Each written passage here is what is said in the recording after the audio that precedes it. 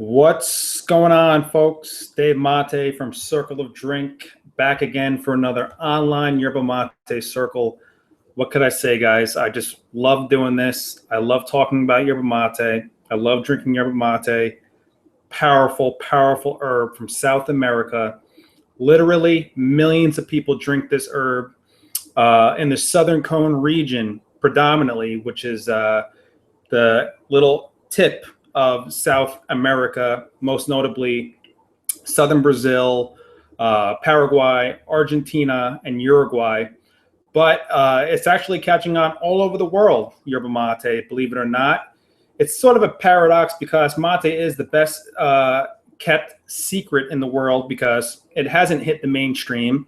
It's been around in written history for at least 400 years.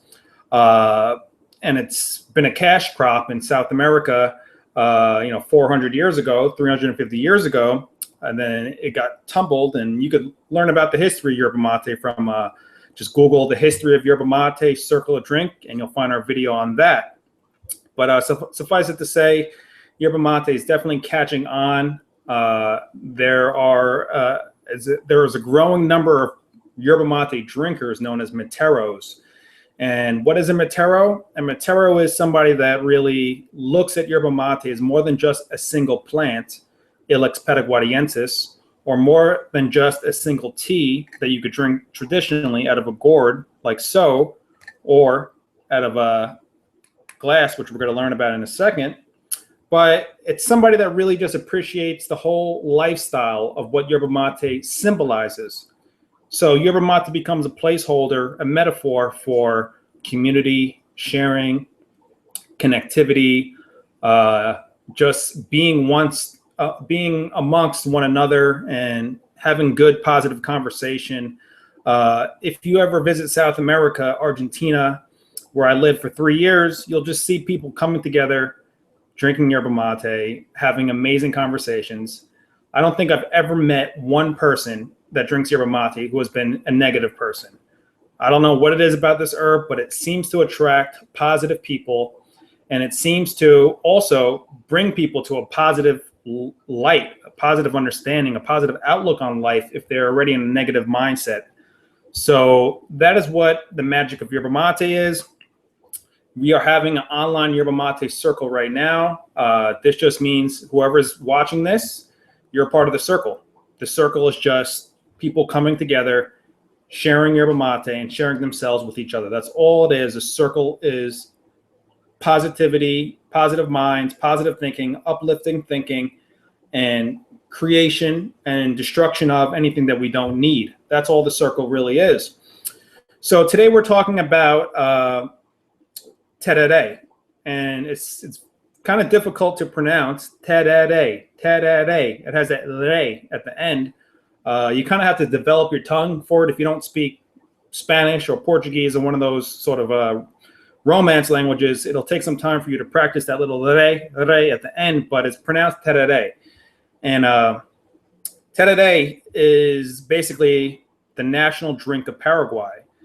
It's essentially just a type of preparation of yerba mate that people use cold water, ice cold water with the addition of herbs. That's all tereré is. Now, with all due respect to Paraguay, hello Paraguayan friends, Paraguayan buddies watching this, I believe that nobody's obligated to adhere to anybody else's traditions. Certainly, we have adhered to a lot of the traditional ways of drinking yerba mate out of the gourd and using the bombilla, which I love and I drink every day for 6 years. Every single day, I drink mate like this. But I don't think that anybody should ever limit themselves to somebody else's tradition. I think that you can make your own traditions. I think that you could blend traditions. I think that you could just pull things out of the ether and make things up. Why not? You don't need authority from anybody to make something up. You're a creator. You have a mind. You could do amazing things with it. So let's not get locked into strictly adhering ourselves to any tradition, though we will have respect for all traditions, of course. So there may be some traditionalists, purist yerba mate drinkers who say, whoa, what are you doing, Dave? Why are you telling people to make mate out of a French press? Why are you telling people to make mate out of a teapot? Well, that's just what I do. That's just how I make mate.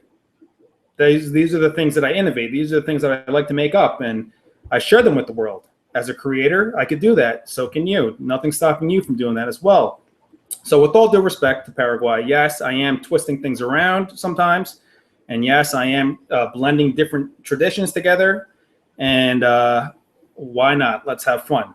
So today, with that in mind, I'm going to show you how to step-by-step make tereré, or simply just iced yerba mate, iced tea made with yerba mate using a French press. I'm just going to walk you through step-by-step how I did it. I'm going to do a little presentation. Hopefully you'll be able to see the screen this time. I know we had a little glitch a couple weeks ago. And after that, if you guys have any questions, you could type them in if you're watching this on Google+, or you could just, anytime I'm giving this presentation, anybody could just pop in and share their 2 cents with the world about tereré, their own techniques. If not, this will just be another 15 minutes of me explaining this step by step, and I hope you guys enjoy. So let's start off. Actually, let me show you right now. The traditional way of making tereré essentially is this. You get ice cold water. Usually you put it in a pitcher, but you could use a thermos if you want. Ice cold water in a pitcher or a thermos, doesn't matter. You got your ice cold water, then usually what people do is add herbs directly to the water. So they add lemon juice or pure lemons or some sort of zesty, fruity, kind of astringent herbs. They add that to the water. Then what they do is basically they drink yerba mate the traditional way, just by adding their mate into the gourd. And then some people even actually continue to add more herbs, mix that with the mate. And then essentially you just pour in your cold water, and that's tereré. You're drinking ice cold yerba mate with the addition of herbs. It doesn't get more complicated than that. Whether you put your herbs directly into the gourd with the mate, or you sweeten the actual cold water. Some people like to add fruit punch. Some people like to add orange juice, lemon juice. I don't know. It's not really my style. You're not going to really see me adding fruit punch and orange juice and things like that. I try to keep my sugar levels down. I'm not really trying to adulterate the mate too much with additional sugars. That's just me. But where I was living in Buenos Aires, it was very common when people drunk tereré to do it like this, in terms of adding fruit juice and sugar and all types of things. But the practice was not common at all. The practice of tereré in Buenos Aires, Argentina, is almost null and void. It doesn't happen, hardly ever happens. The thing about Argentinians, the ones that live in Buenos Aires, you kind of have to distinguish them than the ones that live outside of Buenos Aires, okay? Now, I'm not going into a little history lesson or anything. I just want to quickly note that the people who live in Buenos Aires have their own style of making yerba mate. They like sweet mate, a lot of them. Some of them boil their water. You know, some of them don't boil the water. It depends. But I would say, generally speaking, a lot of people in Buenos Aires, they use very hot water. They use small gourds, smaller than this sometimes. And, you know, once you step outside of the city, I think you have more purists, more traditionalists who really pay more attention to water temperature, really pay more attention to, you know, not necessarily adding sugar and things like that. So in the capital, in Buenos Aires, they do things a little differently there. They have their own styles, which, like I said before, that's fine. They have their own styles. That's where I learned everything, almost everything I know about yerba mate, from the Argentinians and from the Uruguayans as well. Over in Uruguay, they're much more purist. You know, they're all about the amargo mates, and that just means bitter, pure mate, made the traditional way with the proper water temperature, with the proper bombillas. They're, you know, probably the most hardcore yerba mate drinkers in the world. Per capita, nobody else drinks more mate than Uruguayans. It's estimated that upwards of 90 to 95% of the population drinks yerba mate on a daily basis. on average, each person consumes about, I think, something like 16 to 19 pounds of yerba mate in Uruguay. And if you compare that to Argentina, you're looking at maybe 6 to 9 pounds per year of yerba mate. And then, of course, as you've seen in my other videos, in southern Brazil, they have their own style, totally different style. I'm not truly an expert on southern Brazil style. Yes, I know a few things I learned over the years from a lot of my buddies from Brazil, but I wouldn't say that I'm an expert on, southern Brazil, yerba mate, chimarrão, erva mate. That's a whole nother situation. You go look through my other videos for that. Okay, guys, let me get back on track. So you could just make your mate, tereré, like this. You add the herbs and the mate, the cold water, boom, add your bombilla. That's the most traditional way. Today, I made some of this stuff. I basically made a lemonade yerba mate. Got myself a glass with some ice. Bada boom, bada bing. There we go. This is what I'm all about today, just keeping it simple.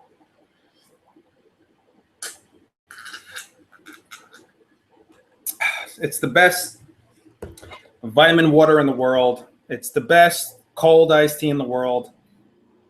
Please, somebody show me another iced tea that's more healthy than this one. But let's get into it, guys. Step-by-step instructions, how I made this yerba mate iced tea. And for the purists, how I made this tereré. But people in Paraguay right now are probably just rolling their eyes at me saying, no, that's not tereré, that's yerba mate iced tea. Fine, yerba mate iced tea. Let's get into it, guys. So I'm basically going to share my screen. And of course, if you guys have questions while I'm doing this, don't hesitate to jump in on your audio, jump in on your video. It's not going to bother me a bit. So hopefully you'll be able to see this screen, okay? There's no way for me to confirm if you can't, unless somebody just messages me and lets me know. So hopefully you are seeing this screen. So, okay, guys, step number one, this is what I did. I got my yerba mate. I got a bowl, and then I mixed it with zesty herbs. I just mix it around with lemon verbena, myrtle leaf, orange peels, lemon peels, all sorts of sort of herbs that it would be refreshing. Other herbs to consider would be peppermint, spearmint.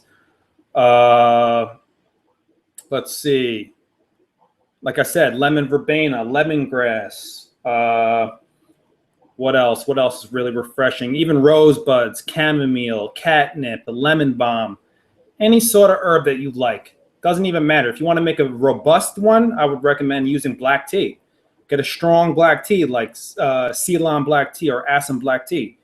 Sky's the limit. You could do whatever you want. Just grab yourself a bowl and mix it. I use dry herbs, but you could use fresh. If you have fresh mint, fresh cilantro, fresh herbs from your garden, it doesn't matter. It doesn't need to be dried. Even sage might go well.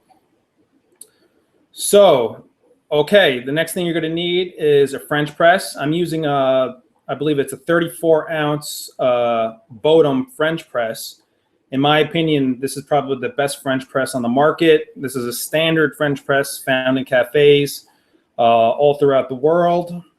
High quality. It's a little pricey, but I'm a believer of, always spending more money for the better things, because in the long run, if you spend less money on things, you usually end up paying more money because those things don't last as long. So I went ahead and got myself this nice Bodum. And I'm using a basic cafe teaspoon for my measuring. Now, you're going to want to use about 4 to 7 of these teaspoons per 36 or 34 ounces. It's really up to you. You could put more, you could put less. I think I used about 6 of these teaspoons for this. I think this is a 34 ouncer. But just generally speaking, you want to use about 1 teaspoon per 5 grams. I'm sorry, you want to use 1 teaspoon, which is about 5 grams, for every 8 ounces. Okay, for every 8 ounces, you want to use one of these little teaspoons right here. There we go. It's a little picture. I used about 6 of these. Then what I did was I grabbed some dummy water. Now, dummy water doesn't mean you're a dummy, okay? Dummy water just means that you're preparing the mate for the hot water. You're protecting the vital nutrients in the mate. You're allowing the mate to slowly open up before you add the hot water, okay? So this practice is not limited to yerba mate. I know in some gourmet coffee circles, they do this. Even with green tea, white teas, they do this.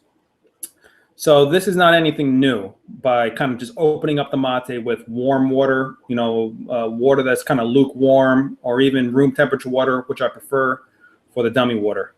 So just put a little bit of dummy water in. You don't need to put a lot. Just put, I don't know, 2 ounces. And let that sit for about 30 seconds. And then you want to add your mate water. Now, when I'm making iced yerba mate tea, I like to use very, very hot water, not boiling water. I test boiling water when it comes to preparing any herbs. But I use about 185 Fahrenheit for French pressing. Okay, I like the extreme heat in this scenario because I think that it actually works out. I'm not too concerned with any compounds being destroyed by 185 degrees Fahrenheit. I think that is fine. Keep in mind, in many South American countries, they boil the water. They bring it up to 212, and they seem fine with it. But I never boil water when it comes to yerba mate. The most that I'll do is maybe 195 at most. But for this scenario, I like to use 185. Now, moving along, here's another picture right here, what it kind of looks like on top. It's really nice. You could see the orange peel, lemon peel. You could see those white foamy bubbles. Generally speaking, when mate has those white foamy bubbles, that means that it has a lot of good medicine, has a lot of good compounds. Those compounds are called saponins. You could look into them. We did a lot of articles on those.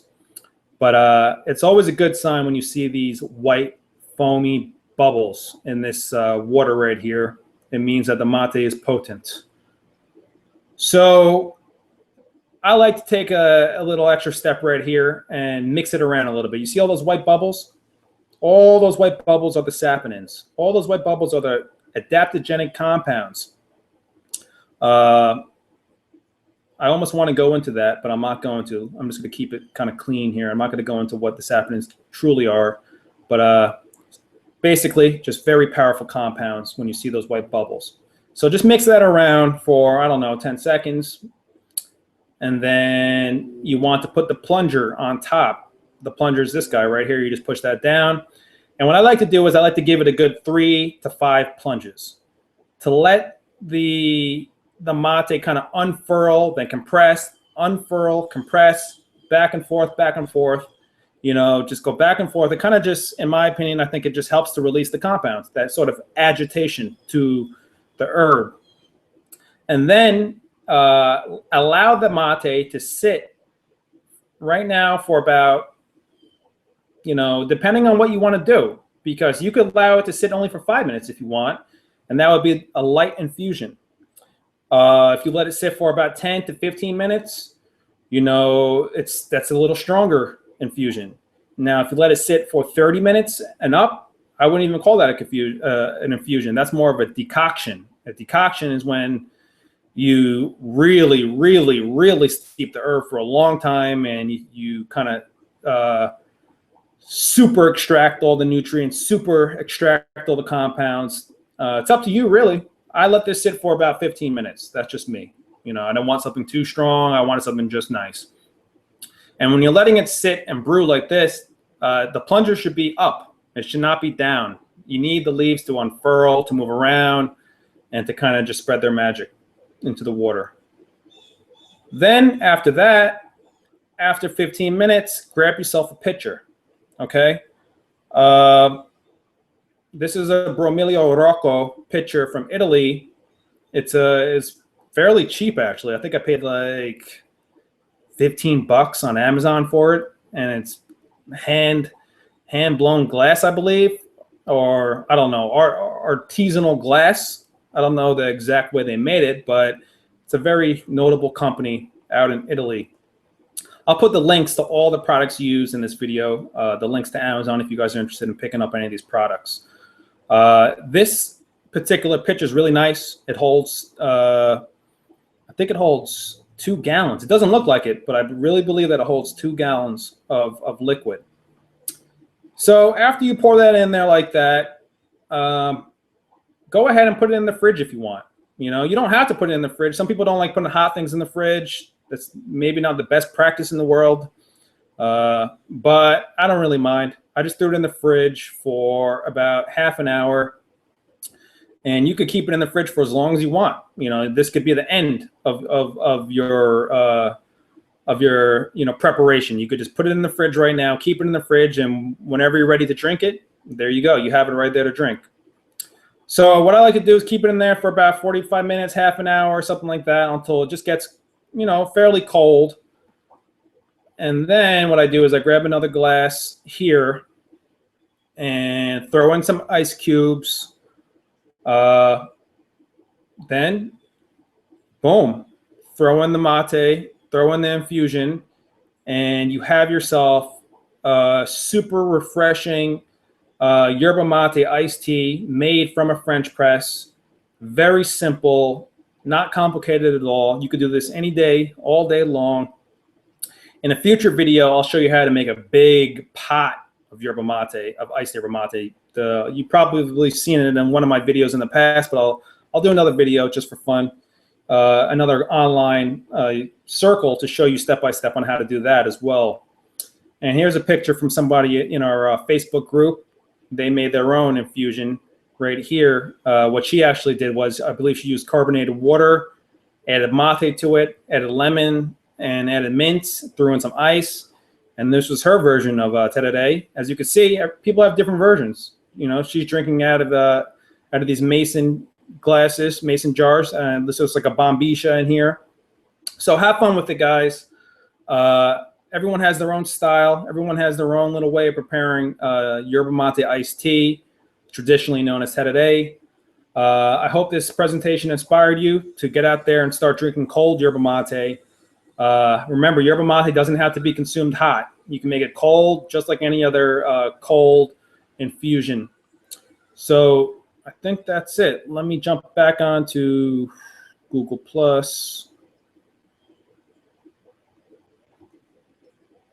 All right. I really hope you guys were able to see that. If not, you just heard me talk for about 10, 15 minutes. I really hope you were able to see that. I guess we'll find out after this video is over. Either way, in a couple days, I'm going to be publishing a video, just a pure video on how I made this, just to kind of give you another perspective of not just visual pictures, but a real video step by step. It'll be called something like how to make iced tea yerba mate using a French press. So keep an eye out for that. And every week, guys, I think Tuesday right now is what I'm going with. In the past, it was 6:30, but now it's 7 p.m. Come and join, come and watch. Every single Tuesday, 7 p.m. Eastern time, we're going to have a mate circle. We're going to be talking about something related to yerba mate, or we're going to be talking about interesting topics while drinking yerba mate. Either way, we're just going to be coming together, sharing ourselves with each other. My name is Dave Mate. It's always an honor to have these videos. For people who watch this video, people who are watching it for the next 24 hours, if you want to try some of this blend that I'm drinking right now called Lemon, you could save 25% on circleofdrink.com. Just use the code LEMON25. LEMON25 for the next 24 hours. Whoever watched this video can save 25%. All right, folks, thanks a lot. I really appreciate you watching this video. I implore you to have your own mate circles. You'll see what I'm talking about. For those of you that are new to yerba mate, you're in for a treat. As you begin to drink yerba mate, and as you begin to, in my opinion, which is almost more important than that, share yerba mate with people, a magical thing happens. I don't know what to call it. I don't know how it works. No scientists, not even the foremost yerba mate scientists, have ever even discussed this. But mate has the ability to bring people together. It has the ability to induce relaxation, conversation, and heighten connectivity amongst one another. I don't know how it does it. Don't ask me. All I know is that after 6 years of drinking yerba mate, for me, it's an undeniable fact that mate works in this way. So I suggest you try it. Start to drink yerba mate.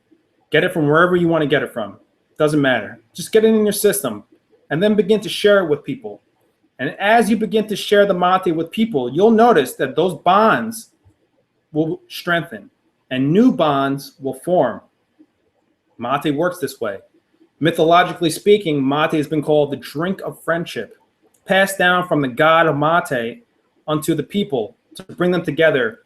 And interestingly enough, mate seems to have an extraordinarily high antioxidant capacity. Okay. Some scientists believe that mate has higher antioxidant capacity than any other tea known to man. Several scientists have already stated this, published this information. So here we have a drink that, number one, brings people together, connects people together, heart-to-heart connection, vibes, positive vibes. Number one, that's what it does. Number two, we have a drink that arguably is the healthiest herb on the planet, arguably. Now, of course, I don't want to dismiss any other herbs. I believe that it's not always fair to compare herbs side by side because, yes, one herb could have a high antioxidant capacity, but it may lack other compounds that another herb has. So how could you really compare? But just generally speaking, if you want to compare yerba mate to green tea, there's no doubt about it that yerba mate puts green tea to shame. Now, I love green tea. Green tea has many compounds that yerba mate doesn't. But yerba mate has many more compounds that green tea does not have. Most notably, chlorogenic acid. Chlorogenic acid. Look into this compound, chlorogenic acid. I think you'll be very happy of the many health benefits that this compound has. Mate has an unusually high amount of chlorogenic acid. All right, guys. I just wanted to end on a positive note. So thank you so much for watching. Really appreciate it. My name is Dave Mate. Get some lemon yerba mate from circleofdrink.com. Use the code lemon25 for the next 24 hours. Salud, peace, drink your mate, peace.